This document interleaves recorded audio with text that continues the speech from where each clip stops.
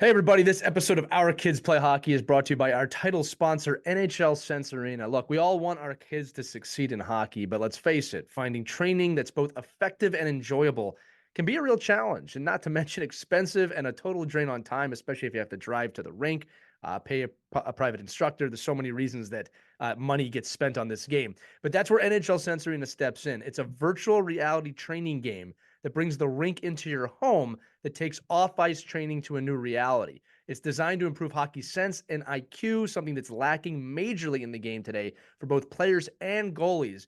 And you get unlimited access to over 100 drills and training plans from top coaches and players that can be played anytime, anywhere, with drills approved by USA Hockey player and goalie development directors. Look, improving mental hockey skills at home has really never been more fun, and any hockey player that uses this is going to have a blast. All right. I've used this before on my own, and it feels like you're so immersed in an arena, you sometimes forget you have a headset on. And again, it's not being on the ice, but it allows you to work on some of these skill sets like scanning, as I said before, hockey IQ, looking around the rink, making the right plays, that getting those repetitions in now as a hockey player are super important for your development. So NHL Sense Arena is giving all the listeners an exclusive offer for $50 off an annual plan when you use our code Hockey Never Stops at checkout. Again, that's Hockey Never Stops. All you got to do is go to hockey.sensearena.com. Again, that's hockey.sensearena.com. Use the code Hockey Never Stops, and you'll save $50 on your annual plan of NHL Sense Arena. Make sure to check that out and enjoy this episode of Our Kids Play Hockey.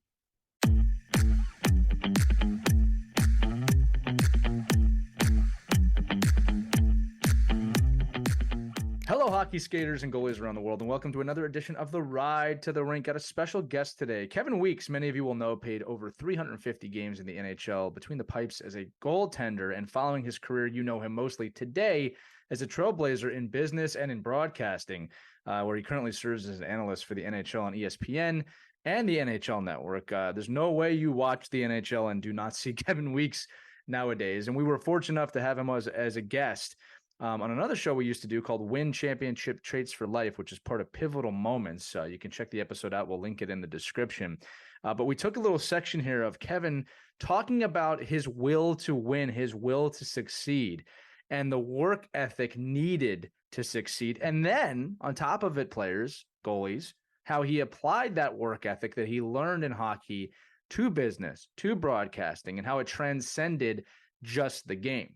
And it brings up a really good point that we're going to discuss and hear Kevin talk about, is that the ability you have to really work hard without anybody prompting you, without anybody having to tell you, that drive and that desire that you have deep inside, the ability to tap into that and then to apply it to hockey can really help you benefit, not just in the game, but in real life. Because if you can do it on the ice, you can do it anywhere. And the top athletes, the top performers, the top people do it all the time in everything that they do. So here we go. Let's listen to Kevin talk about this a little bit on this week's Ride to the Rink. The biggest thing that I can tell you is, and people will probably speak about this more on my behalf because I don't speak about myself very often. I get paid to speak about everybody else. But for the purpose of the platform, like nobody ever had to tell me to work harder, to try harder, to care more, to show up to practice, to go to power skating, to go to goalie school, to go to Jack Goodlad Park and run hills, to do sprints with my boy Ish, to train, to do plyometric training with him back in the day when people were laughing, to lift weights when everybody laughed and said, goalies, why are you lifting? To do anything, like never. I never had to get prompted, never. Since I was 6, as I told you. And I think that really served me well because that was foundational, and it was a part of who I was as a young kid aspiring to play in the league and playing at the AAA levels, at 8. And playing at elite levels all the way through my time in junior in the OHL, through my time in the minors, minor pro, and through my time in the NHL. And really for me, that set the foundation for how I attack things and how I see things. And quite frankly, as a goalie, that imprint and that mentality, you don't really have any excuses. Like you either stopped it or you didn't. It's pretty black and white. And at times, we wish it could be a little bit more gray, maybe the odd time. But for the most part, this is how I'm wired. And I think from post-playing career, right from the outset, and I could see that he's on here, we have one of our longtime producers that was at the NHL Network at the time, who's worked for TSN, Hockey Night in Canada, you name it, Sportsnet. He just finished doing the Olympics, Garrett Hansford. So, gee, I see that you're on here. He was one of the first producers I worked with at the NHL Network when I started doing TV. So when I started, I could have very well done television once a week, gone on Hockey Night in Canada, like, whatever, our version of Monday Night Football back home kind of thing, and been like, yeah, I'm good. Once a week is fine. And I didn't. I went on the NHL Network literally Monday night, Tuesday night, Wednesday night, Thursday night, Friday night. Sorry, Monday night, Monday through Thursday. Friday morning, I would fly out from Toronto Airport, from Pearson, West Coast bi-coastal, to do the late West Coast game for Hockey Night in Canada. So be it Calgary, Edmonton, Vancouver. If they were on the road, it's LA, Arizona. This is pre-Vegas. Any of the other California teams, etc. So really, I started doing 5-6 days a week right from the jump when I started TV. And I wanted to approach that the same way I did playing, with the same respect for the craft. I knew it was a new day one. It was a new kind of path of my career. It was a new skill set. And I wanted to be as good as possible and improve as much as possible as quickly as possible. And that kind of set the tone for my TV stuff and learning, which we'll get into as we go here, and everything else, like entrepreneurial stuff, real estate, my apparel company at the time, which we kind of started winding down due to COVID, No Five Hole Apparel. All those things kind of were born out of that same spirit and drive that I had, and commitment that I had as a player. I just started applying them in other areas of life as well. Kevin, I want to follow up on that because I remember the moment when I got done playing, and it was almost like a spark. I kind of had this realization of, wow, I choose to do this. I don't have to do this.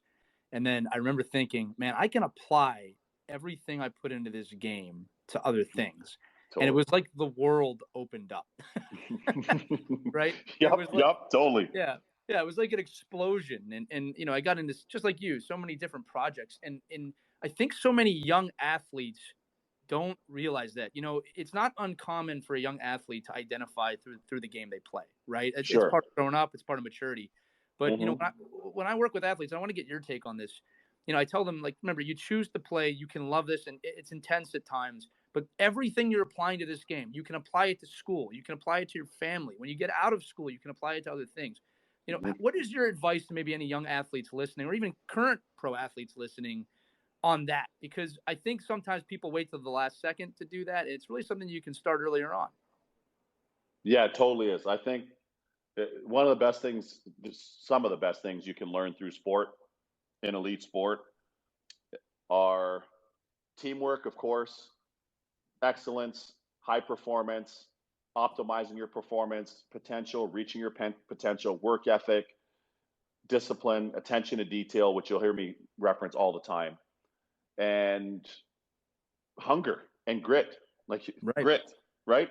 Right. I'll say it again, grit. Good plug there. Right? You know what I mean? Like those are things that you learn inherently. And I'm telling you this, like I learned these things at 6 years old, 7 years old. Right. Our late coach in minor hockey, Mr. Armstrong with the Toronto Red Wings. Guys, we're going start on the goal line, go to the blue line and back. I didn't go to almost the blue line. I went to the blue line and back. And you learn those things as a youngster. And for me, I think for anybody that's played sports, let alone played elite sports, those are the things that I take and apply to everything, to your point. And for a lot of the athletes that are out there now, those things don't only occur, or they're not only applicable when you're inside the lines or inside the boards or, on the football field, as I said, on the diamond, on the track, in motorsports or whatever, volleyball court. Like those things are applicable anywhere. And if and or when you apply those are differentiators. And you might as well embrace the fact that you're different from the jump. Like you're already a unicorn to begin with. Embrace that. Don't be ashamed of that. Embrace that.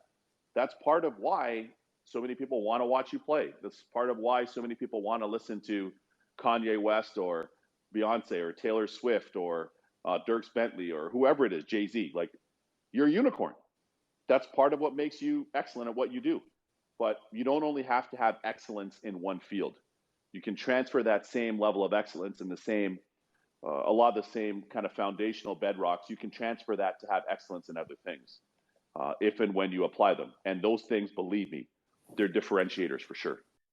All right, that's going to do it for this edition of the Ride to the Rink with the great, the wonderful, the magical Kevin Weeks. Again, you can hear that full episode of Win Championship Trades for Life wherever podcasts are heard. And you can listen to all the Ride to the Rinks and all the Our Kids Play Hockeys and all the Our Kids Play Goalies at ourkidsplayhockey.com or wherever podcasts can be heard. That's going to do it for this week. Thanks for tuning in. We'll see you next week. Skate on, everybody.